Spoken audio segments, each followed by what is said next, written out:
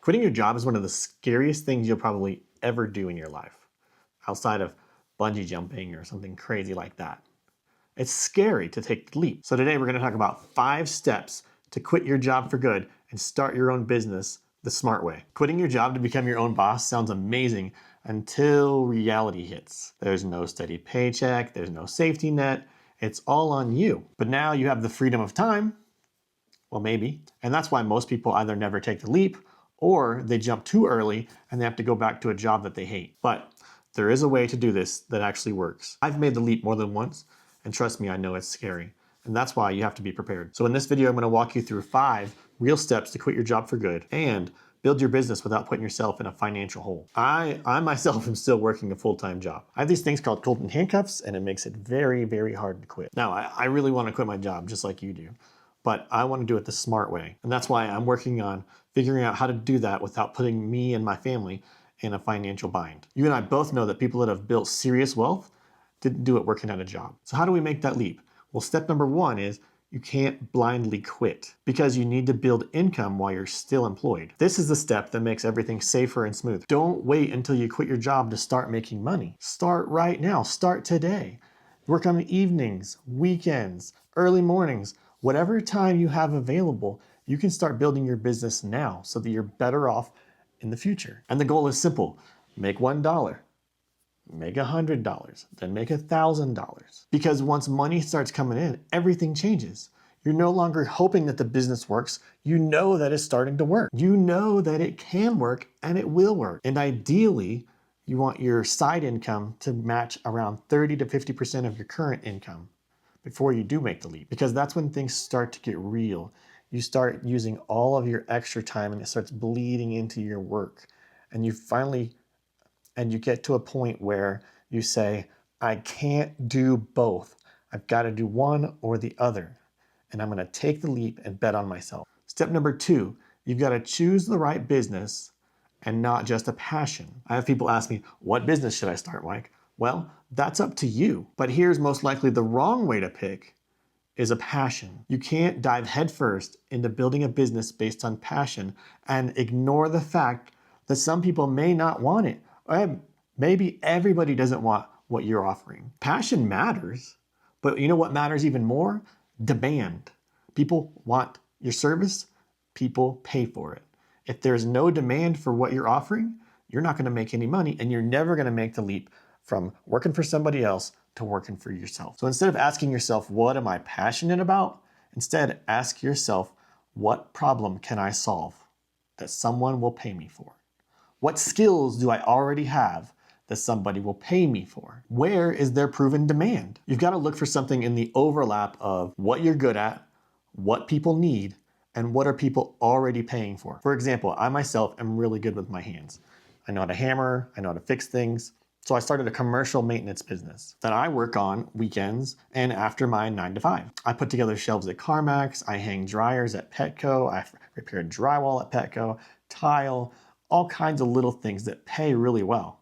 But I do it after my 9 to 5. I do it from 5 to 9. I do it on the weekends. And this isn't my dream. My dream isn't to go fix drywall at Petco or PetSmart or CarMax. But what I do know is that it's a step in the right direction for building my own business so that I can step out of the current job I have into running a business of my own. Because just like me, this isn't my passion, but it is a step in the right direction. Your first business that you start does not have to be your dream business. And for me, it's a service-based business. For you, it could be flipping clothes or furniture from Goodwill or freelancing online. Whatever it takes, as long as it's putting money in your pocket, because you need to put money in savings to have a cushion for when you do make the leap. Step 3, you've got to validate before you build. Before you spend months building a website, creating products, or branding everything in sight, you have to validate your idea. In simple terms, you have to prove that people will pay you for what you're offering. Now, there are several ways you can do this.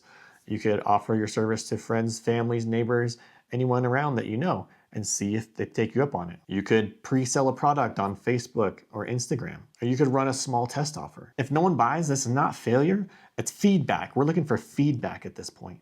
We have to figure out what's viable. Adjust your offer, change your messaging, Try again. This step alone could save you months or years of heartache and wasted time. Because a business only works if you have customers that buy your product or your services. This last fall, I saw a video of a guy online who was making millions of dollars sending letters from Santa to people's children, and people were paying him tons of money for it. I was like, I could easily do that. How stupid do you have to be? This is gonna be cakewalk. I went online, I found letters, envelopes, stickers. I got some fake snow to put in the envelope so that when the kids open it, a little bit of magic fell out. I was ready. I created a website, I created Facebook ads, I targeted families with younger children, and I sold a whopping 17 letters. 17. It's not good. I'm not retiring from making Santa letters. I didn't even break even. And some jerk asked for his money back because he said he didn't get the letter on time, which I know I sent it on time. So sometimes you take a risk and it doesn't pay off. I really thought, like, I'm gonna work 1 month a year, and then I'm gonna have 11 months to work on my other business or go sit on the beach and drink pina coladas. It didn't work out that way because apparently I'm not a very good Santa Claus. All right, step 4, create a financial plan and an exit strategy. Now it's time to plan our exit strategically. First, we need to build a financial cushion. We need to have 3 to 6 months of living expenses saved up, or maybe more if that makes you feel more comfortable. Second of all, you've got to define your quitting criteria. Like when I'm gonna quit my job when my business outside of work makes this amount of dollars, or I will quit my job when I have this much saved, or maybe even a combination of both. You've also got to take into account real world responsibilities like health insurance, dental, vision, 401k, taxes. This is a big one when you're self-employed. Business expenses and emergency fund. And then you can set a timeline, not like a vague, someday I'm gonna quit. You have to have a very specific timeline. I'm gonna quit 6 months from now. I'm gonna quit on January 2nd of 2027. Whatever it is, you want something very specific in concrete so that you actually make the leap. A clear plan can remove a lot of fear because you know exactly what you're working toward. All right, step 5, time to quit and go all in. This is the moment we've all been panicked about. It's the moment I'm panicking about. I'm not ready to quit right now. I've got a timeline. I'm working on my business. I'm figuring out how much I need in savings so I can comfortably quit, and then I'm going to quit. And now step 5 is the time that you actually do it. And if you've done the last 4 steps, it shouldn't be as scary. And the truth is, you're never gonna feel completely ready. It is always gonna be scary. Your wife is always going to be in the back of your mind. Your children, your everything is going to be questioning whether or not this was a good decision. There's always going to be uncertainty. But if you've chosen a viable business, you validated your idea, you started making money, you built up a financial cushion, and you created a clear plan, that's when quitting isn't reckless, it's calculated. And once you quit, you've got to treat your business like a real job. You have to structure your time, you have to set working hours, you have to track your goals and focus on revenue generating activities. It's gonna be tough sometimes. It's gonna be a challenge. There's gonna be months where you're questioning like, why did I ever do this?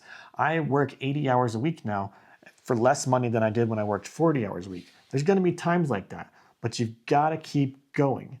You created a plan, just keep following it. You have to remember that instead of building something for your boss, or the company that you used to work for, now you're building something for yourself, for your family, for future generations of your family that could step into this business that will reap the benefits of it because you decided to take the leap. You think about it, your children are watching you. If you just play it safe for the rest of your life, most likely your children are going to do the same. But you've got to take the leap. Becoming your own boss isn't about escaping work. It's about choosing the work that you do, that you want to do, and about shaping your own future. Quitting your job can be the start of something incredible, or if you jump into it too soon, it can be stressful. So be smart, be strategic, and build before you leap. Hey, if you got something out of this, please like, subscribe, comment. Deuces.